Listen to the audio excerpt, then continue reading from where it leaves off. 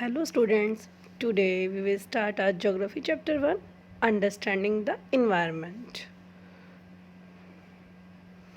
What is environment? Whatever you see, our surrounding is known as environment. जो कुछ भी आप अपने चारों ओर देखते हैं, this is environment. आप रोड देखते हैं, वाटर देखते हैं, बिल्डिंग देखते हैं, this all are the example of environment. What is environment? Environment is everything that makes up our surroundings and affects our life. The air, the water, the plants and the animals along with all other man-made features make up our environment.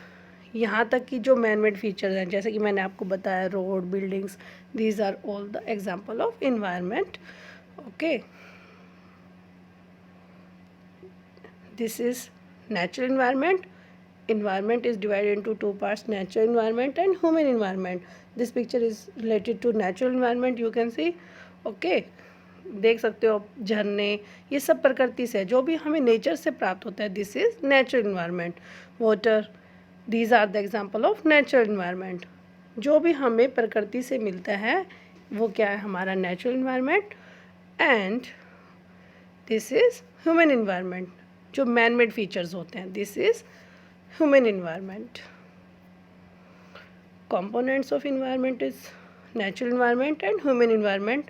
The natural environment includes all things, both living and non-living, that occur naturally on the earth. जो naturally होता है जो अर्थ पर, living भी होते हैं and non-living भी. Living plants and animals and non-living that is rock, जो भी हमें नेचर से मिलता है. Next one is human environment, जो ह्यूमन मेड इन्वायरमेंट होता है, जो मनुष्य के द्वारा बनाए गए होते हैं, जैसे कि building, roads, technology, social and cultural factor also like family and society. These are also example of human environment. Next one is components of the physical environment. Physical environment is also known as natural environment. 4 spheres are there: lithosphere, hydrosphere, atmosphere and biosphere. Lithosphere, the sphere of land is known as the lithosphere. Lithosphere means rock. जो हमारी rocks हैं, soil है, जो भी earth surface है, this is known as lithosphere. जो हमारे continents हैं एंड ओशंस हैं, ये सब मिलके हमारा क्या बना रहे हैं, आइलैंड्स हैं, ये हमारे कहाँ पर हैं, लिथोस्फीयर पे, जो हमारी अर्थ की सरफेस पे हैं. ये इसमें और क्या इंक्लूड्स हैं हमारे, जैसे कि mountains, valleys, plateaus and plains also. Lithosphere क्या प्रोवाइड करवाता है ह्यूमन बीइंग को, स्पेस प्रोवाइड करवाता है रहने के लिए. बिल्डिंग्स जो बनती हैं हमारी लिथोस्फीयर पर है. और क्या देता है, सोयल देता है, फॉरेस्ट देता है, grass land for grazing also. Okay, next one is hydrosphere. The sphere of water is known as the hydrosphere. जो जहाँ पानी मिलता है, वाटर जो है 3 फॉर्म्स में मिलता है, solid, liquid and gases form में. लिक्विड फॉर्म में जो वाटर जो हमें रिवर के रूप में मिलता है, एंड सॉलिड जो फॉर्म है वो हमें ग्लेशियर्स, जो आइस शीट्स है, एंड गैसेस फॉर्म में जो वाटर वेपर के रूप में. Next one is atmosphere. The sphere of air is known as the atmosphere. Okay, air is the mixture of gases, dust particles and water vapour.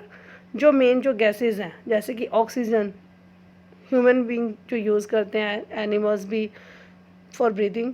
Carbon dioxide जो use की जाती है plants के लिए, किसके प्रोसेस में, फोटोसिंथेसिस, जो अपना भोजन बनाते हैं, और कार्बन डाइऑक्साइड जो है एब्जॉर्ब करते हैं एंड रिलीज़ क्या करते हैं, oxygen. Okay, next one is biosphere. The sphere of the living world consisting all animals and plants including man is known as the biosphere. जो तीनों का मिक्सचर है, जहाँ पर लिथो, हाइड्रोस्फीयर एंड एटमॉस्फेयर मिलकर क्या हमारा बनाते हैं, biosphere. Next one is human environment. Man is the part of the environment.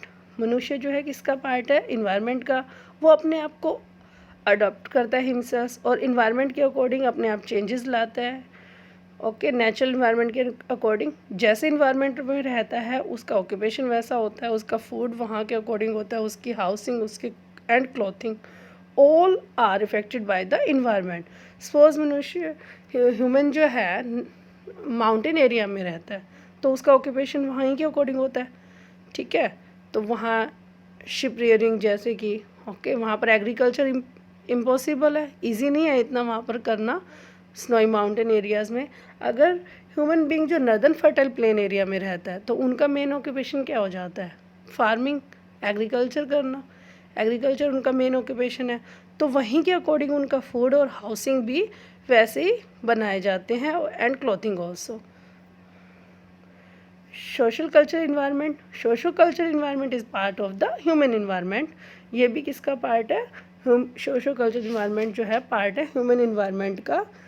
It is sum of all learn attitudes and behaviour that influence how a person thinks and behave. सब कुछ depend होता है किस तरह से, उन सबको प्रभावित करता है किस तरह से मनुष्य सोच रहा है। This includes the family, community, neighbourhood जो हमारे rural and urban surrounding, country, religion and economic activity. Okay, socio cultural environment is link with our natural environment. Socio cultural environment जो है हमारे किससे लिंक है, नेचुरल इन्वायरमेंट से। Next one is environment pollution. आप देख रहे होंगे आजकल जो है ह्यूमन बीइंग अपने इंडस्ट्रीज़ के लिए, अपने फ़ायदे के लिए नेचर से पोल्यूट हो रहा है, नेचर को पोल्यूट कर रहे हैं। कैसे प्रदूषित हो रहा है, अपनी इंडस्ट्री जब सेटअप करते हैं तो वहाँ का जो पोल्यूशन है, एयर पोल्यूशन भी होता है उससे, नॉइज़ पोल्यूशन भी, लैंड पोल्यूशन भी। तो क्या है, sometime human activities have adverse effect and this go beyond the tolerance limit of the natural environment. कई बार प्राकृतिक जो वातावरण से इससे परे हो जाती है, जब ज़्यादा इन्वायरमेंट पोल्यूटेड होने लगता है, तो जब कंट्रोल में नहीं रहती है चीज़ें, ओवर यूज़ होने लगता है उसका, ओवर एक्सप्लॉयटेशन होने लगता है, तो सीरियस इन्वायरमेंटल इश्यूज़ अराइज हो जाते हैं, जैसे कि डिफॉरेस्टेशन, पेड़ों को, जंगलों को काटने लगते हैं, और पॉपुलेशन भी, फिर पानी की कमी, हंगर, मल्टीन्यूट्रिशन, सॉइल डिग्रेडेशन होने लगता है, नॉइज़ पोल्यूशन। अब ज़्यादा इंडस्ट्री सेटअप होगी, पोल्यूशन होगा, नॉइज़ पोल्यूशन होगा, उससे एयर भी पोल्यूट होगा, एयर पोल्यूशन हो जाएगा, वाटर पोल्यूशन, नदियों का पानी जो है ख़राब होगा, एंड लैंड पोल्यूशन ऑल्सो। तो ये ह्यूमन बीइंग की ड्यूटी बनती है, क्या हम सब की ड्यूटी है कि हमें कंजर्व करना चाहिए, अपने इन्वायरमेंट को पोल्यूट होने से बचाना चाहिए। Thank you.